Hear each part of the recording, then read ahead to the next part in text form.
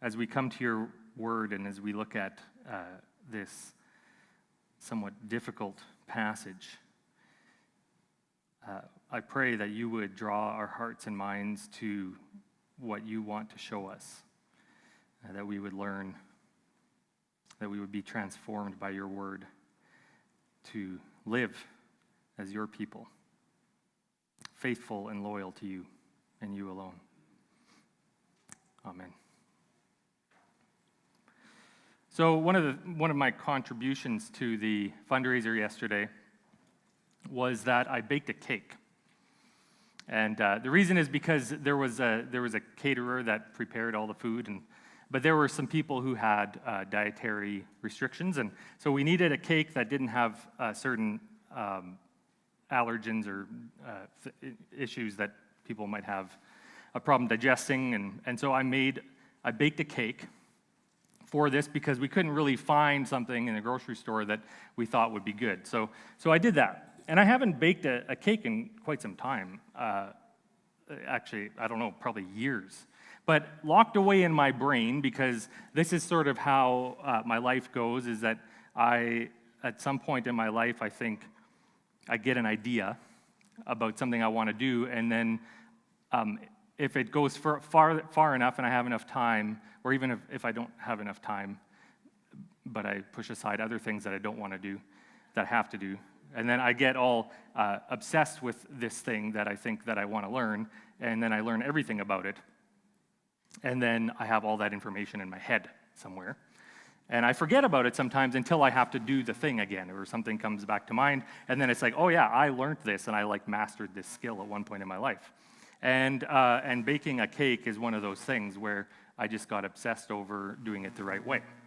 And so there's some important details in the back recesses of my mind that contribute to making a good cake. And baking a cake is all about preparation. Baking anything, really, but baking a cake that you want to be light and fluffy and airy and, moist, and you got to prepare. You got to have the right ingredients. You got to be prepared. And you have to follow a fairly strict process, because as soon as the ingredients come together in the mixing bowl, a chemical reaction begins almost instantly, right? Some of you know this. You know what happens. So the baking soda and the baking powder start releasing carbon dioxide the moment they're combined with the wet ingredients, and the gas bubbles that are produced as a result are what puff it up and give it this light, airy, fluffy texture. And once that batter starts warming up, then the eggs and the starches and whatever else is in there form the structure that traps and holds these air bubbles in place, and that's what gives it its wonderful texture. So you have to understand that if the batter sits too long before you put it in the oven at room temperature, or if you mix it too much, then those little bubbles pop and the gas escapes, and then you might end up having a not so fluffy cake. It might be dense, and I have done this and learned. Some of you have as well, and some of you continue to make cake that is hard and not airy and fluffy, and you've just learned why. That's why I mix it too much, or I let it sit too long.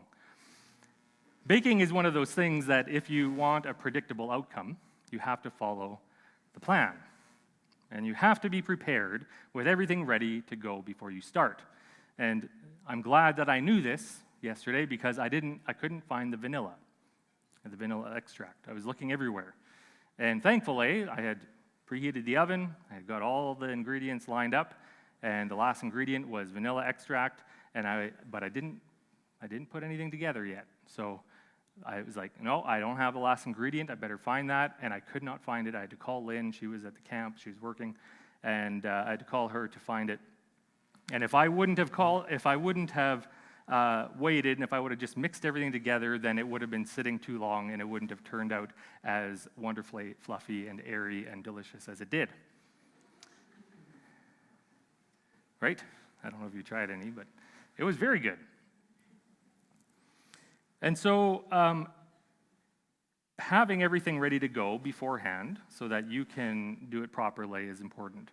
But how you prepare depends on the recipe. Now, if you're baking something that doesn't need that texture, then you don't have to follow those rules. Like cookie dough, not as important necessarily. And so not every recipe or not every outcome requires the same preparation. So it's important to know what outcome you desire. What do you want this to be? What do you want it to look like? What do you want it to end up as? And then that will determine how you prepare and how the process you follow. Now, what on earth does this have to do with our text today? Well, the story of Israel making their way out of oppression of slavery in Egypt is filled with examples of how they were unprepared to settle in the Promised Land. Entering before they were properly prepared, before they had everything in place, would result in failure. And so today we'll be looking at what it meant for Israel to prepare to enter and take possession of the land, and what it would mean for them to take the land in the name of their God. And just like it matters to know what the outcome of whatever you're baking, that matters, the Israelites needed to know the outcome that God had for them. What was he expecting of them? What sort of conquest was this? And that really matters because it determines what sort of preparation needs to be made. Consider what sort of preparations a nation might make to take possession of a land that is inhabited by other people. History is filled with stories. Thousands and thousands of conquests have happened throughout history, in which empires have attempted and sometimes succeeded in expanding their territory. The conquering nations would have usually spent months, maybe even years, planning, ensuring the military was properly trained and that every scenario was played out and prepared for, and a sufficient supply of weapons and ammunition was ready to go. And to go ahead without these proper preparations and planning would be foolish. But the Israelites are people without land. They live in temporary shelters. They're moving around from place to place, and they can only carry so much with them as they travel. And until only recently, they knew nothing except slavery for hundreds of years. And by some miracle, they find themselves out in the middle of nowhere because 500 years ago, a God named Yahweh promised their common ancestors that the future nation of Israel would be given the land of Canaan as their home. And so they're to travel over there and just take it from the 7 nations that were currently occupying the land. After they left Egypt, God went to work preparing them to inhabit the land. He gave them the formula, the recipe for success. We call it the law of Moses. They agreed to follow this exactly as instructed. They agreed to it. They said, "We will do everything that you have commanded." And after a year of preparation at Mount Sinai, God gave instructions to Moses to send 12 spies into the land to take a look at what they were about to enter into. So this is a year after they left Egypt, right? So everybody who left Egypt together, the tens or hundreds of thousands of people, were there at Mount Sinai for a year preparing, and now God said, okay, now send people in and look at what's going on there, and then come back and report, and then we'll go from there. And God knew what the spies would find. He knew that it would appear to be impossible with their limited resources.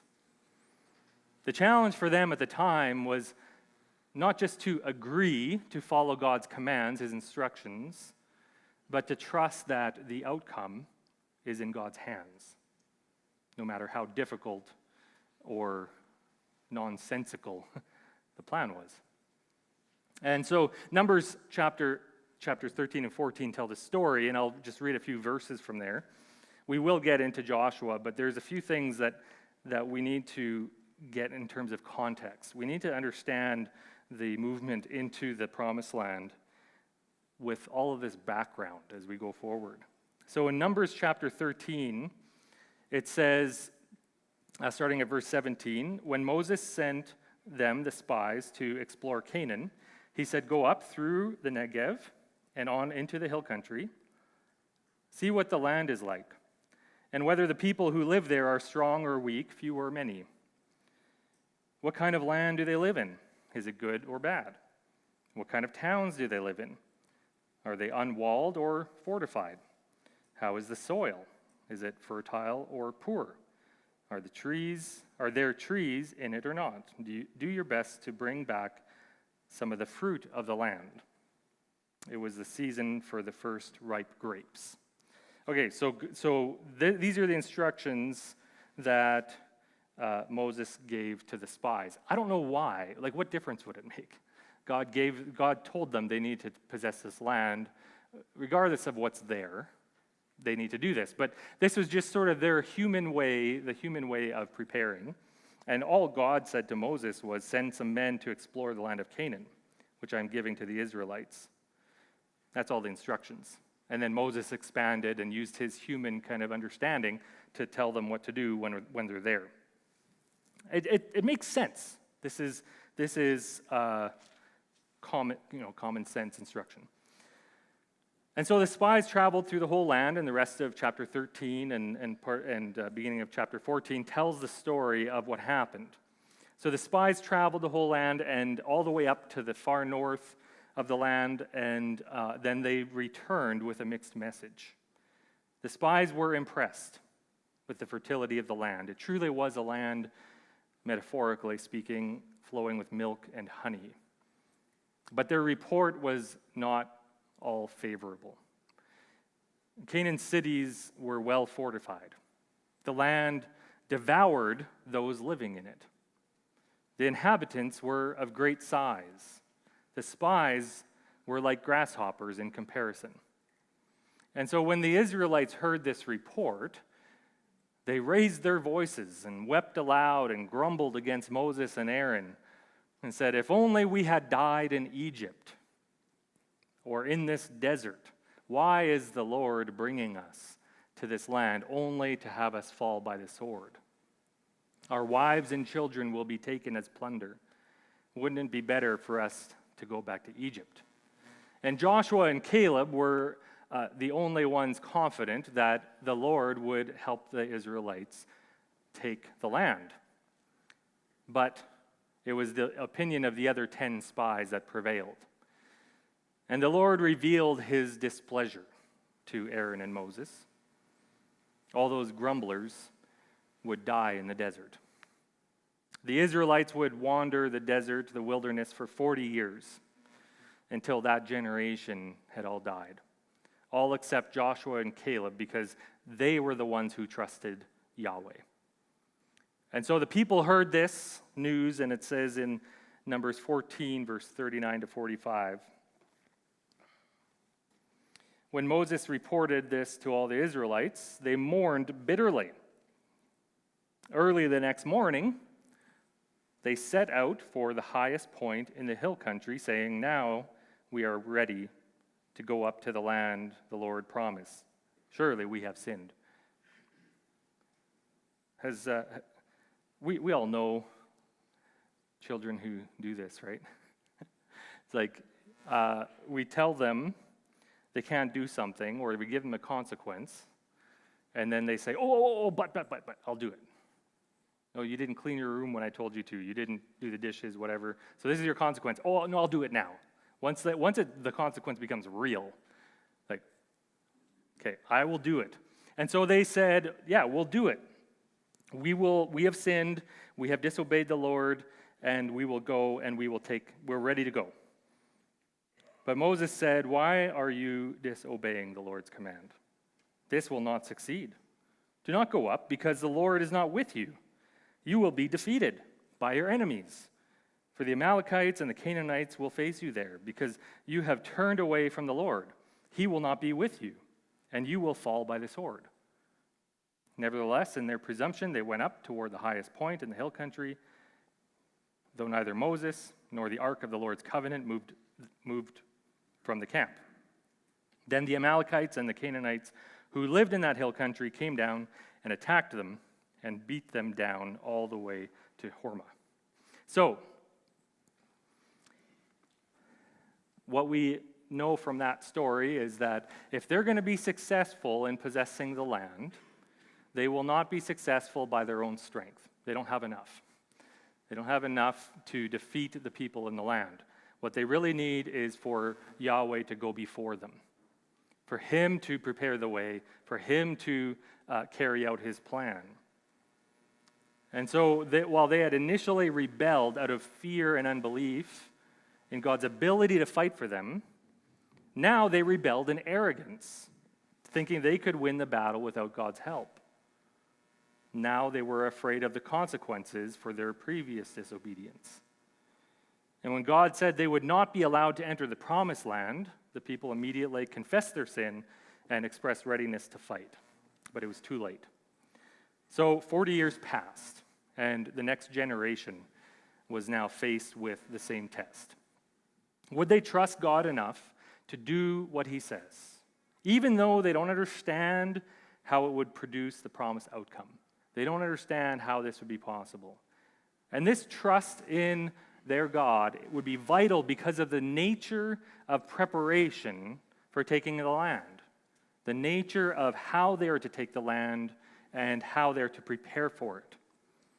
They will have to trust their God because it's not all based on human wisdom, human intuition.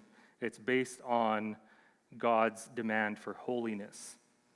And so the context of Joshua 5 as we enter into that story is that the Israelites had just crossed over the Jordan River. God had parted the river just as he parted the Red Sea 40 years ago.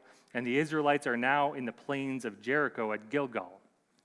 Oh, I just realized I forgot to tell you, Marla, that I sent you a picture on email.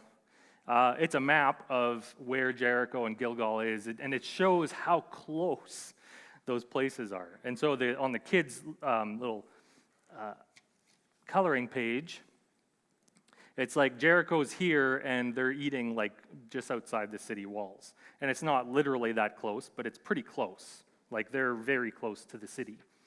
And so, I mean, you don't have to get that, Marla, but if you do, you can just pop it up there, and then you'll be able to see how close it is as I go along. You got it? Okay. Wow, good job. So now it has you can see the distance there, 0 to 20 kilometers, if you can read that. And look how close Gilgal and Jericho are. I mean, that's, if you can do the measurement, a couple of kilometers maybe. And so they're right there. And this is the context of where they are and what they're doing. So now just think about that. Think about them, and they could probably see the city in the distance, and the people in the city can see them. They see each other. And this is how they prepare, okay? This is how God wants them to prepare for what they're about to do. Joshua chapter 5, verse 2 to 12. At that time, the Lord said to Joshua, "Make flint knives and circumcise the Israelites again." So Joshua made flint knives and circumcised the Israelites at Gibeath Haraloth. Now this is why he did so. All those who came out of Egypt, all the men of military age, died in the wilderness on the way after leaving Egypt. All the people that came out had been circumcised, but all the people born in the wilderness during the journey from Egypt had not. The Israelites had moved about in the wilderness 40 years until all the men who of military age, when they left Egypt, had died, since they had not obeyed the Lord. For the Lord had sworn to them that they would not see the land he had solemnly promised their ancestors to give us, a land flowing with milk and honey. So he raised up their sons in their place, and these were the ones Joshua circumcised. They were still uncircumcised because they had not been circumcised on the way. And after the whole nation had been circumcised, they remained where they were in camp until they were healed. Then the Lord said to Joshua, "Today I have rolled away the reproach of Egypt from you." So the place has been called Gilgal to this day. On the evening of the 14th day of the month, while camped at Gilgal on the plains of Jericho, the Israelites celebrated the Passover. The day after the Passover, that very day, they ate some of the produce of the land, unleavened bread and roasted grain. The manna stopped the day after they ate this food from the land. There was no longer any manna for the Israelites, but that year they ate the produce of Canaan. So, how did they prepare? The ceremonial preparations included circumcision and Passover. So, they're a couple kilometers within eyesight of the people they're about to conquer, take over, the city they're about to destroy. And they effectively disable every fighting man in the camp. Gareth, is that a good military strategy?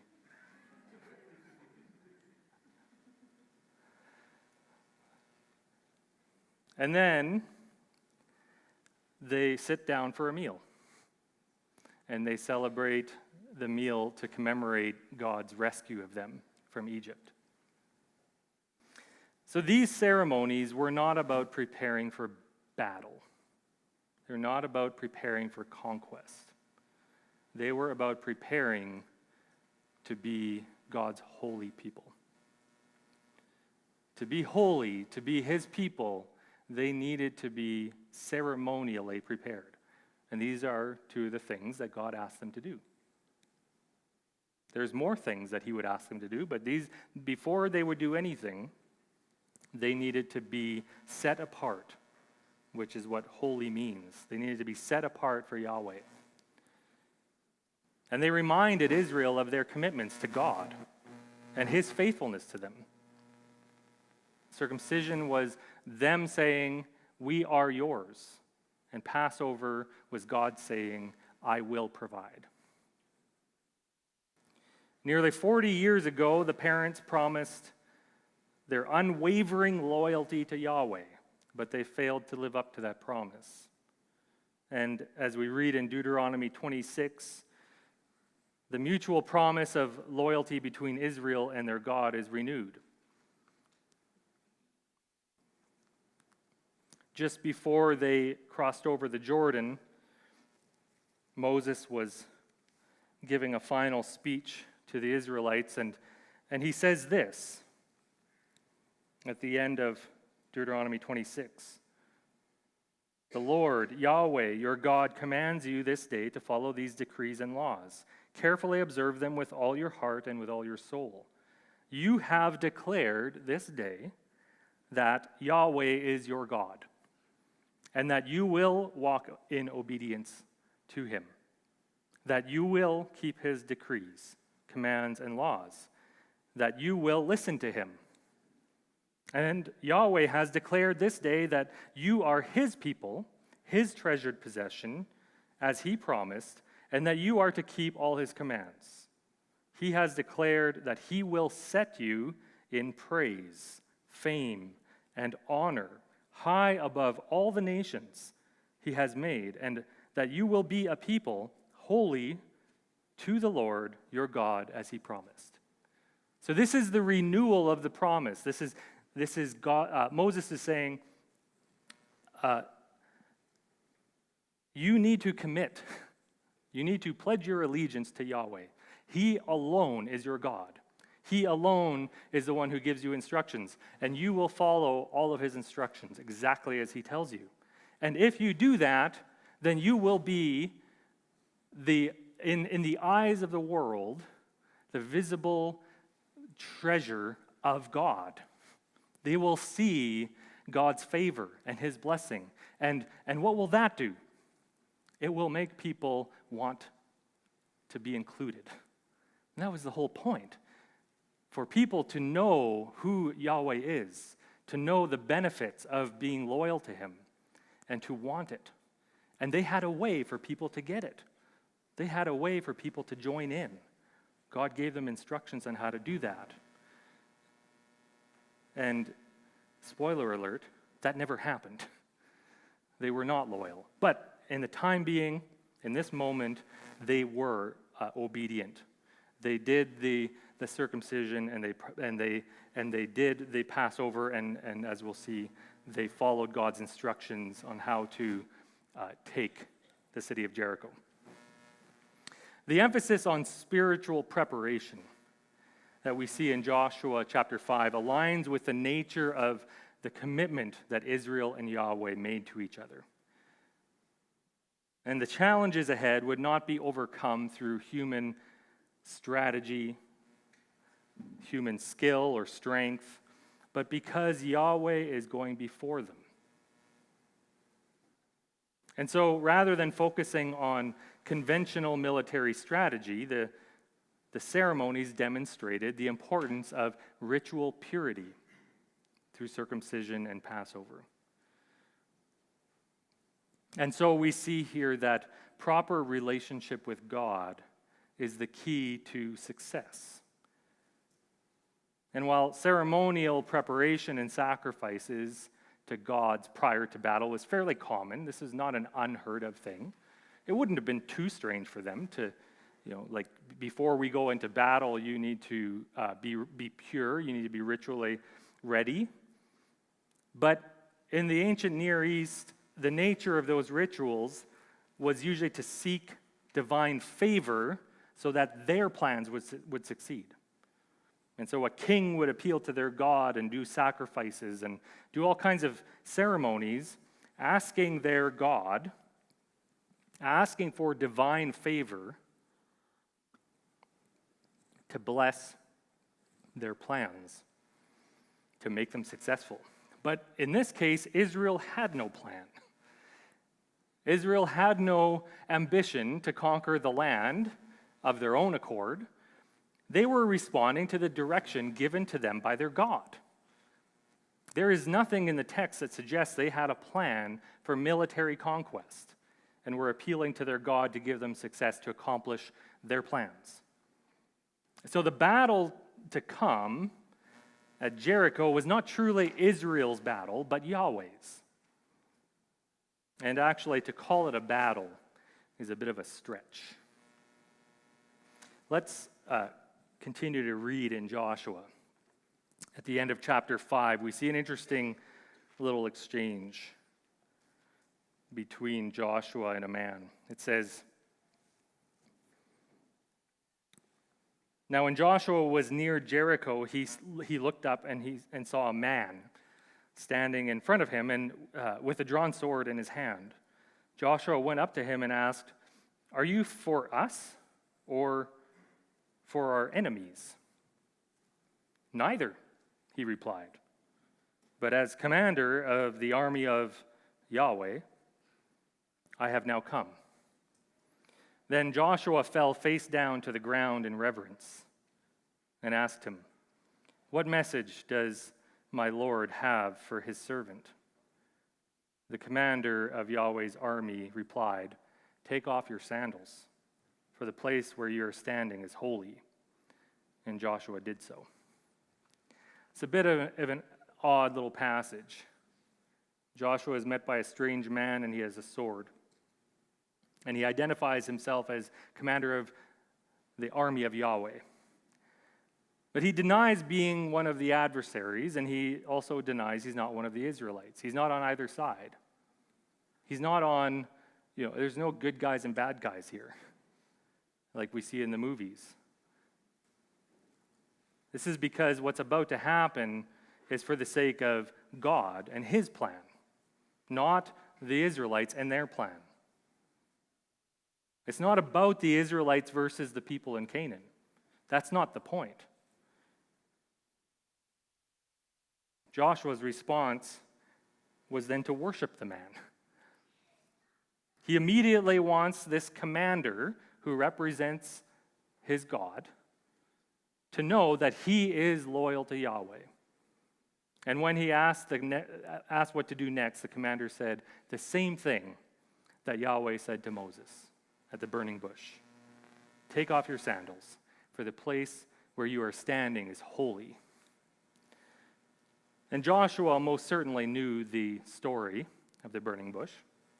I'm sure Moses talked about it. He must have made the connection. In his mind, it is another confirmation that the same God that called and empowered Moses has called and will empower Joshua. And this will be the source of confidence for Joshua. It's the only thing he needs. All he needs is to know that Yahweh, his God, is going before him, and that he is participating in Yahweh's plans. And so then we come to the most famous story of the book. You know the song, Joshua Fought the Battle of Jericho? Anyone know that song? Kids' song? I don't really like that song very much. Because it's funny, because Joshua didn't do any fighting. He didn't fight any battle. There was no battle. You know the story. They marched around the city once around the city for 6 days, and then on the seventh day they marched 7 times and shouted, and the city wall fell down flat. And the people went into the city and captured it. What battle? There was no battle. God did everything. And all the Israelites did was follow his orders. And what happened when they went into the city? They were given instructions. And I'll read these instructions in Joshua 6, verse 17 to 21.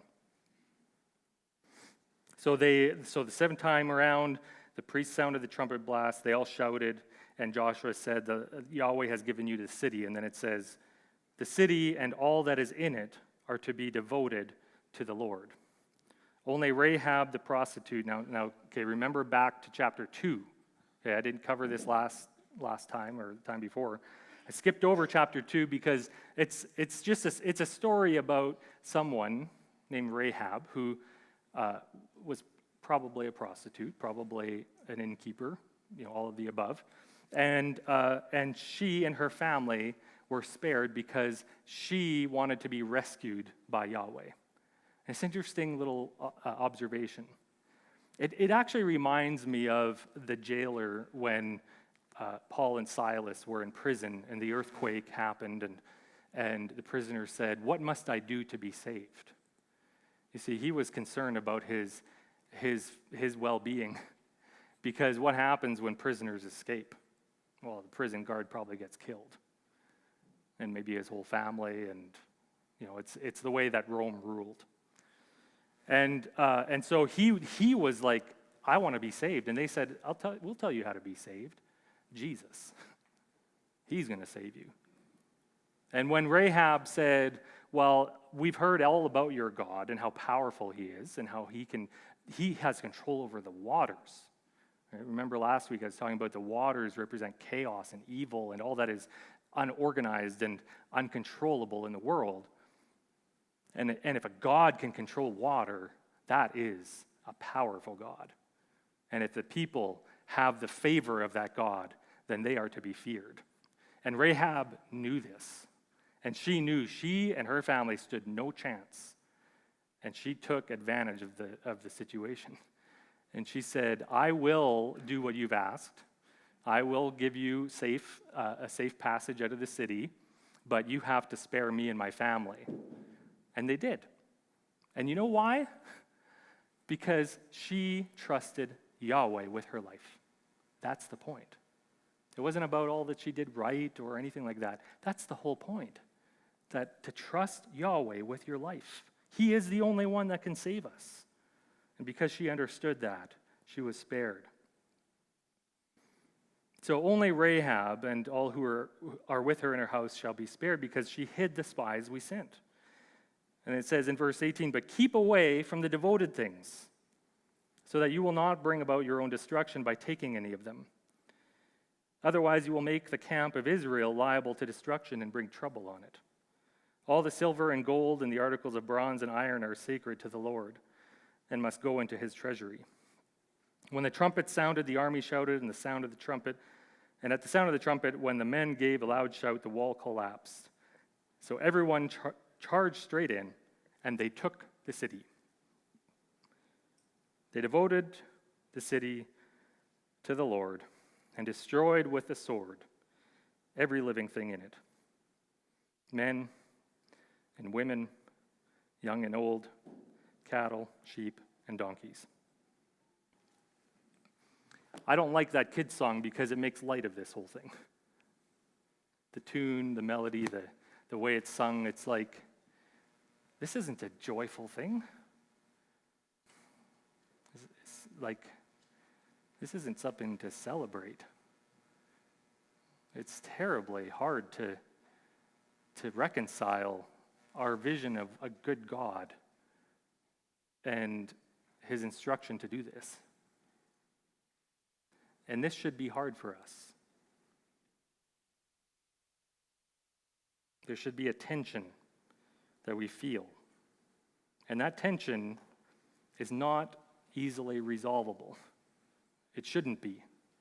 Any quick answers, any easy explanations need to be thrown out because there is no easy explanation. We can wrestle with it. We can try to understand, but in the end, this is difficult. But there is nothing in this story that describes a battle scene. There's no clash of armies. There's no actual fighting that happens. The inhabitants of Jericho, those who weren't killed under the falling of the wall, because we know from the story of Rahab that a lot of the houses were built into the wall. So many people would have been killed in the destruction of the wall, and the remaining people in the city, probably a lot of them had left already. The reality is that because it says in the beginning of chapter 5 that their hearts melted with fear, they had no courage left. Probably lots of them left. Those who weren't required to stay left the city. I imagine most of the kids were not there.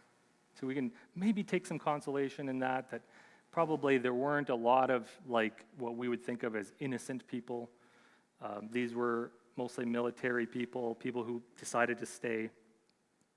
They didn't respect the power of Yahweh. And so whoever was left was in the city, and Israel, after they marched in circles and the priests blew their horns and they all shouted and the walls fell down, they went in and they took it. So it's not a battle scene. It actually is more like liturgical worship service. Think of the imagery. 7 priests, 7 trumpets, 7 days, 7 circuits on the 7th day. The ark, or the covenant of the Lord, is at the center of it all. The procession is organized around God's presence rather than around an army of soldiers. The instructions Yahweh gives them upon entering the city are then stated several times in these verses. And it's not about the killing. It's not about that. So what is it about? There's a phrase that is quite different depending on the translation you use. It's a verse, it's stated, I think, 4 times in this passage. And it's the Hebrew word harem, and I'll explain that in a bit. I always talk about like words that are valuable to know the original language. Harem is one of those words because it can't be properly translated really into English. And so it needs a good definition that lives in our mind so that when we come to these passages where we see how it's translated into English, we can get some of that context kind of around what we're reading. And so harem is translated in different ways, very different ways, depending on the translation. NRSV, that's the translation I use in my studying mostly. It says, the city and all that is in it shall be devoted to the Lord, devoted to Yahweh. So that's harem, that's that word, devoted to the Lord for destruction. NASB, one of the more literal translations, more word-for-word translations in English, it says, the city shall be under the ban. Under the ban. Interesting term. And it shall, and all that is in it belongs to the Lord. So it shall be under the ban, and all that is in it belongs to the Lord. King James Version, it says, and the city shall be accursed, even it, and all that are therein, to the Lord. The NIV, the city and all that is in it, are to be devoted to the Lord. No mention of destruction there.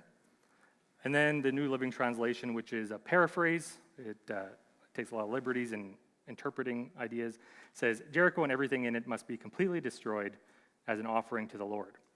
Now, in some, it seems to say that the Israelites are supposed to destroy everything. In others, it seems like they're supposed to offer everything to God. And then there's the under the ban or accursed.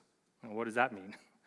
These are kind of old ideas that meant something at some point. So do they destroy everything or not? Is it what's the instruction here? And the word harem, so whenever you see a verse where if you take a bunch of different translations and there's different wording in all these different translations, it's probably because there's a word there or an idea that is very hard to communicate in English. And this is the case with harem. And so in this case, it's not only the word that's hard to translate, but it's the concept. When it's translated into English, it's immediately subject to misunderstanding, depending on the reader's interpretation of the English word. So you might hear the word devoted to destruction, and you might have a completely different idea of what that means than I do. What does it mean, devoted to destruction? And the interesting thing is that the word harem in different places in the Old Testament and in other ancient documents that we have, it occurs elsewhere where this word appears, and it's not always about destroying something.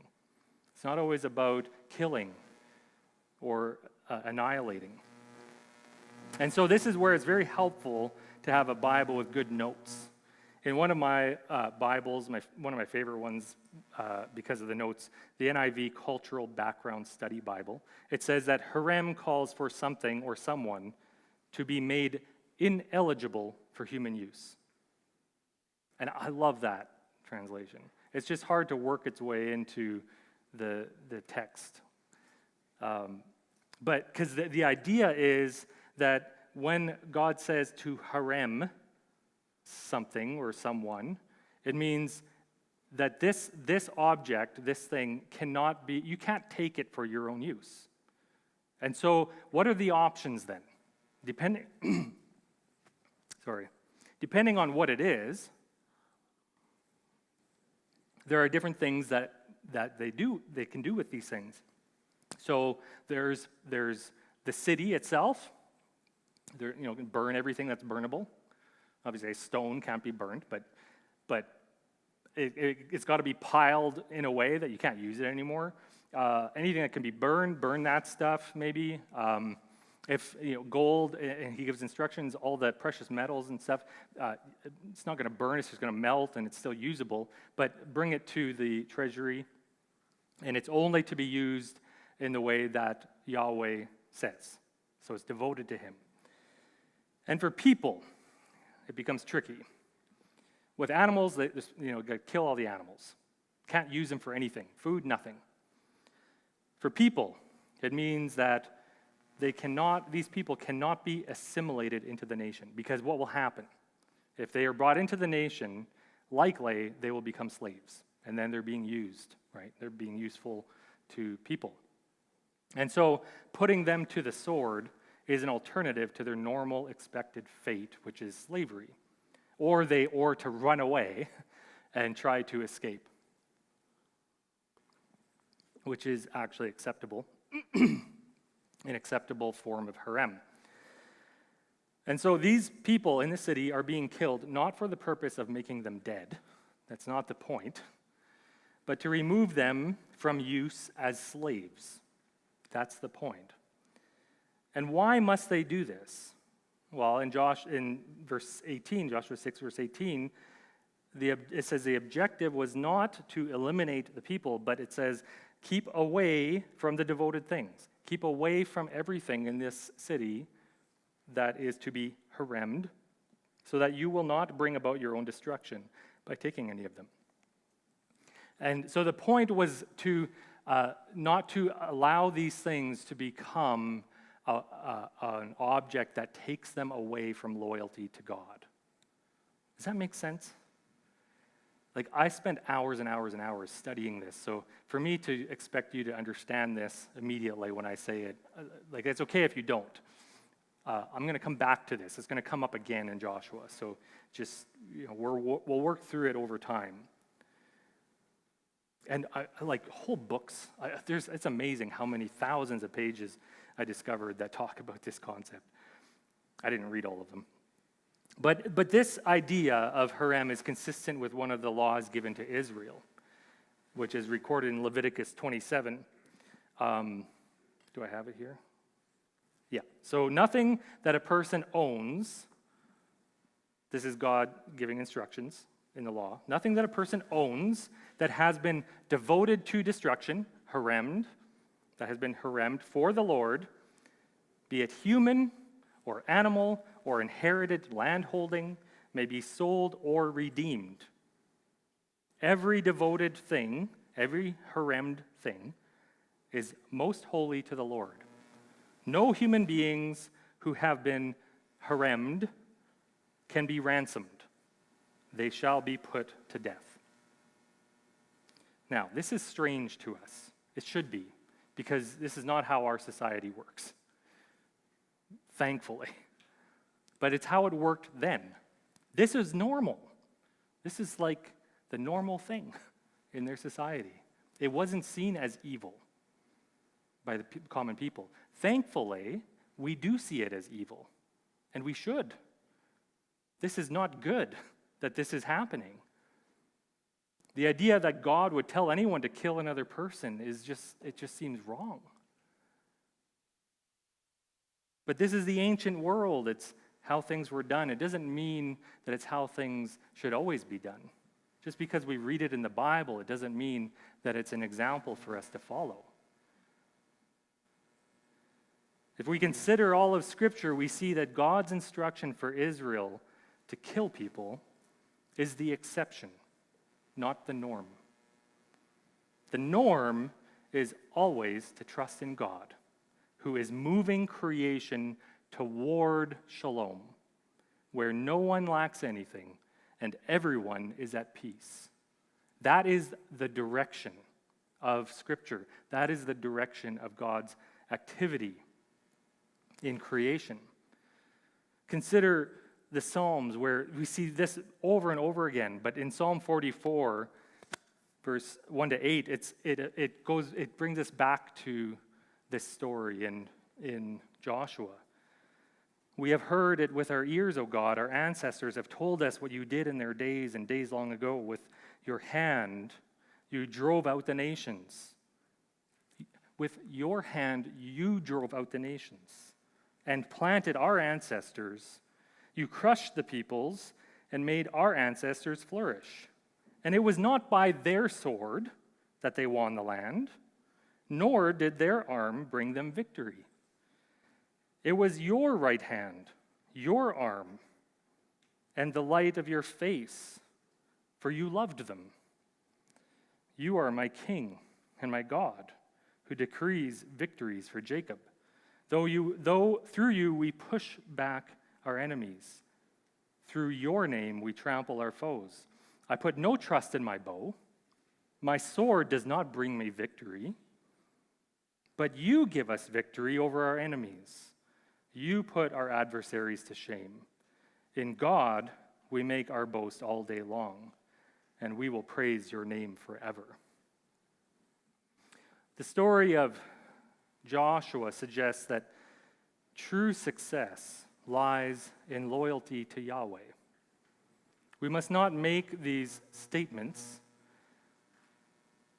in Joshua 6 about what to do when they took over Jericho into a justification to make plans of conquest and then ask God to go before us and kill our enemies so that we don't have to.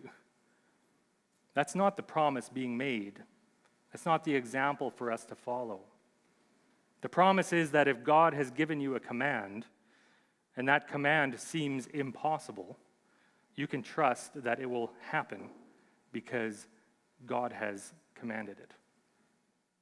When Jesus told his disciples that he didn't come to bring peace, but a sword, he was referring to the potential costliness of loyalty to him for some people. He was saying that following him into the kingdom would be dangerous and costly. It might seem impossible to live in the way that he lived, laying down his life in obedience to God. Loyalty to God meant the Israelites had to remove all the potential threats to their loyalty from the land that they were about to inhabit. Everything that would threaten their loyalty had to be haremed, devoted to Yahweh. And the same is true for us.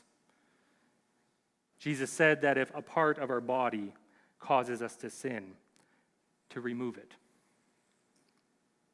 He is using the same sort of imagery as harem. Think about that. If your eye causes you to sin, pluck it out. If your arm causes you to sin, cut it off.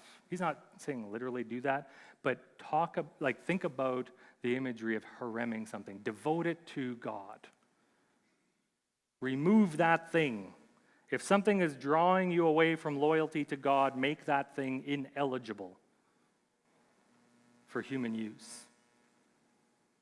The point is not to literally do these things, but maybe sometimes. But of course, God isn't saying we need to be violent, but do everything you can to eliminate the source of temptation.